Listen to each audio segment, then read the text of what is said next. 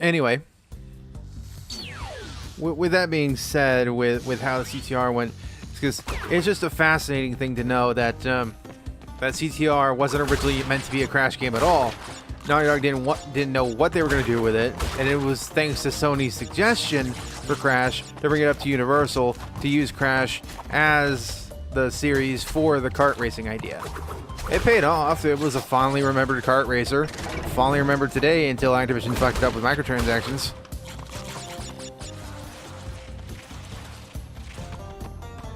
And it was a very good first foray into the kart racing genre for the Bandicoot.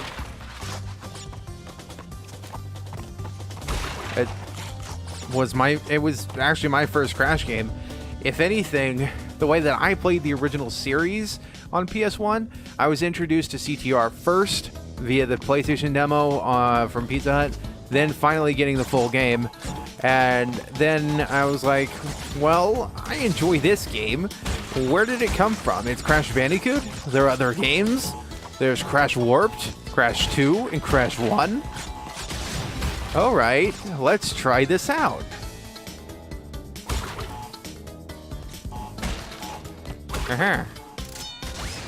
And I was like, for some reason, I played the series in reverse order. I think it was because of whenever my dad was able to find a game, he would buy it for me. We'd be able to find Crash Warped, but not Crash 1 or 2. So I would play Crash Warped. Loved it, fell in love with it, still love it to this day.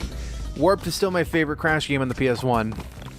And overall, probably my favorite Crash game overall, with Twinsanity being, again, my second favorite.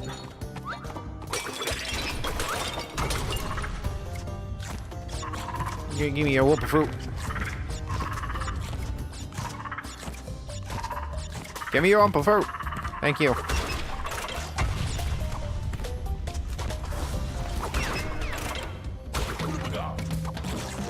Anyway, but yeah, I didn't play Crash 1 until like several years later when I finally got a copy of it back when the PS1 games were still being sold in stores. I don't believe I ever bought it from Circuit City. I just wanted to get this. I do remember going to a Circuit City for a game, but I don't think it was Crash. I am terrible at going backwards.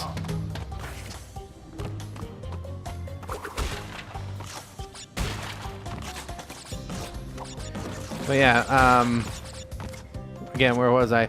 Because I stopped talking, I lose my train of thought. It happens a lot.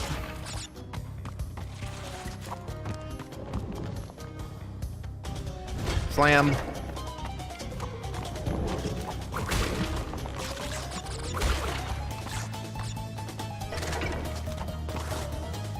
Haha. Egypt.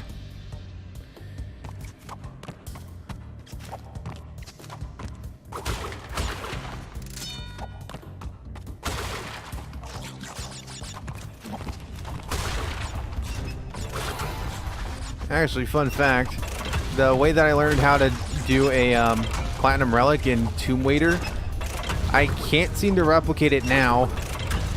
The way that I learned it was because of a PlayStation Underground video.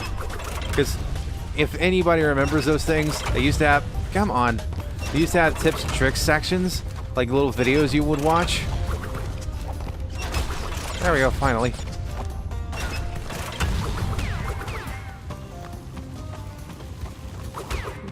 Little tips and tricks videos that you will watch, and I had one that had a thing on Tomb Raider for Crash Warped, and had the information on the shortcuts for Papu's Pyramid in Crash Team Racing. Yeah, this is one of the ow, that hurt. I don't know if that can be heard on the microphone. I ended up clinging my new headset, and it made a noise that I can distinctly hear because it's on top of my head, but I don't think you guys could hear.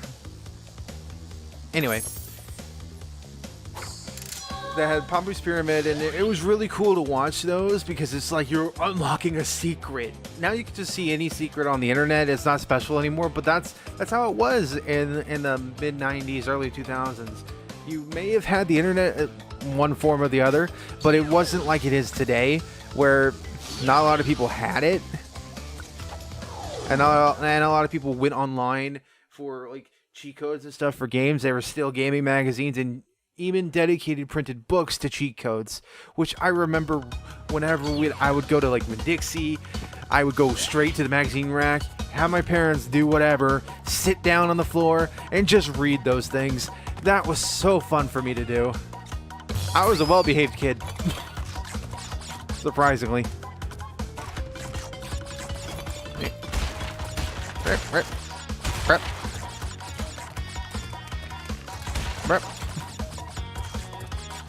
Haha. It's spicy, people. At least you're doing some work out there, Mr. Henchman. Get some cardio, do some keto. Something. I almost died there. Whoop. Need to jump on you. Oh no, I missed 2 boxes. Gotta die.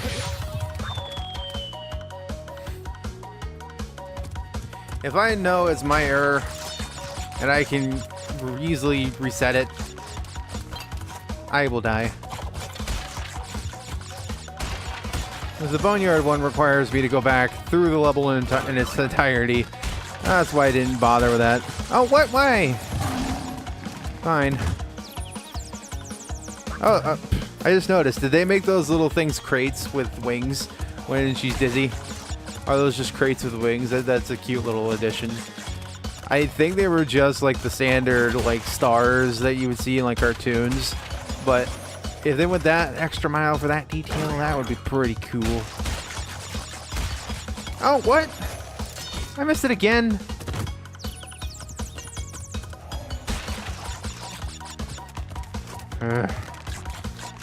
This time I think I hit the run button too late, so I went over it.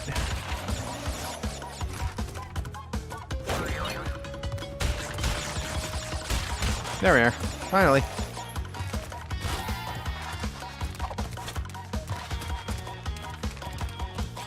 I do like the fact that if you die in a level and the levels aren't terribly long, that it's not that big of a setback if you die, so you're not super frustrated. You're frustrated that it happened, that you missed a box or something like that. Like, I get frustrated like that easily with these levels because you cannot go back. Oh, bye, Coco. Like, I get frustrated easily with vehicle. How did I go over that? With the vehicle levels, because they are forcing you to go forward and you can't go backwards. So you have to die no matter what if you miss something, as you've clearly seen. And I hate missing stuff in vehicle levels because that means I have to die. And the ultimate goal for a platformer enthusiast is to try and not die. Not purposely die because I can't get progression because I'm forced to go forward. I know it would be nowhere near the original in any capacity if they allowed you full control over Pora. But here's the thing: when they introduce Baby T, and eventually down the line you'll see him probably in the next warp room, you have full control over Baby T, but you don't have full control over Pora. I think that's the only one that you don't have full control over, because every other vehicle section you have full control over. Actually, no. The motorcycle. The motorcycle you don't have full control over. You can turn left or right, but you cannot turn around. So it's another one. Okay, Pora and the motorcycle are another one where if you miss a box, you're going to have to die. And the motorcycle is worse. The motorcycle is worse because you have to actually leave the level or fail the race in order to restart. I'm going to go with Dingodile.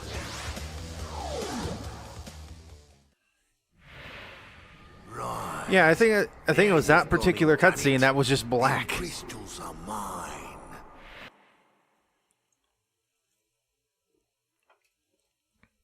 Dingodile. Half dingo, half crocodile. Break out the butter. Are you? I wonder if this method still works.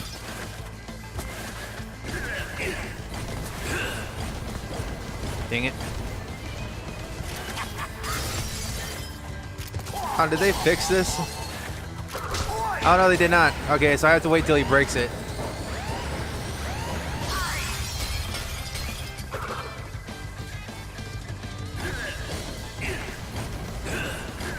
Burp, burp, burp, burp.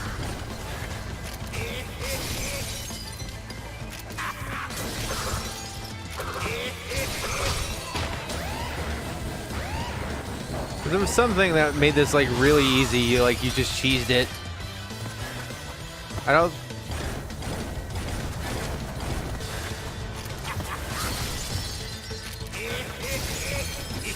Oh, what?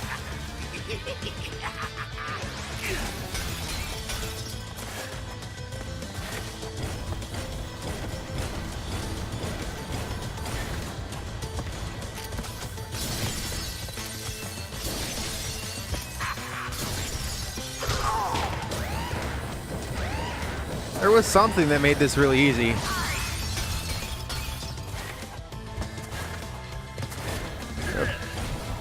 I don't know, the thing I might be thinking of they might have just patched it.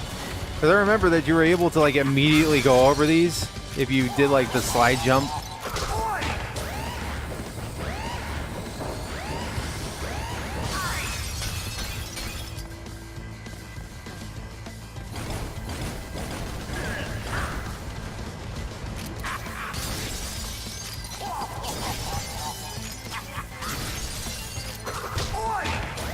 Gotcha.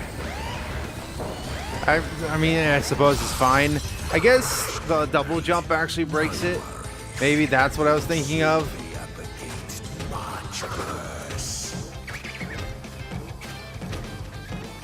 Okay. I think that's what I'm thinking about is like when you have the double jump. That breaks it because the double jump allows you to go like really high. And so it makes replaying the boss fight kind of a joke because you can jump over everything. I'm not entirely sure. That or I'm thinking of an exploit that they ended up fixing with the port.